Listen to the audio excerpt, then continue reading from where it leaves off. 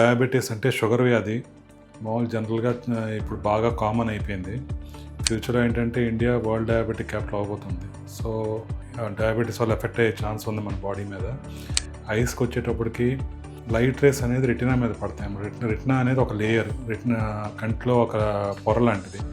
So ఇక్కడ మనం చూస్తే ఇదంతా నార్మల్ రెటినా అనమాట.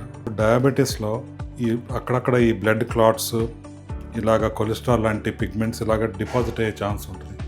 సో దీనివల్ల మనం చూపు కోల్పోయే అవకాశం ఎక్కువ ఉంటుంది. చాలామంది కంట్రోల్గానే ఉంది, నాకేం ప్రాబ్లం లేదనుకుంటారు.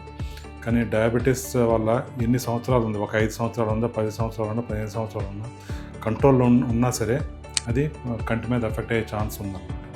సో కంట్రోల్ ఉన్న పేషెంట్స్ కూడా రెగ్యులర్గా at least yearly once retina checkup చేయించుకోవాలి. డయాబెటిక్ రెటినోపతి వల్ల చూపు పోయిందంటే మళ్ళీ విజన్ రీగెయిన్ అవ్వడం చాలా కష్టం. ఇంతకు ముందులాగా ఉండదు విజన్.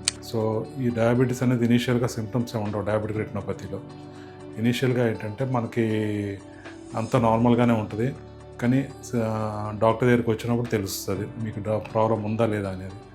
అందుకని అందరూ కూడా అంత నార్మల్ బాడీ పర్ఫెక్ట్ కండిషన్ ఉన్నా సరే డయాబెటీస్ ఉంటే మటుకు రెగ్యులర్గా చెకప్కి రావాల్సిందే. ఐ చెకప్ చేయించుకోవాలి, దాని తగిన జాగ్రత్తలు తీసుకోవాలి.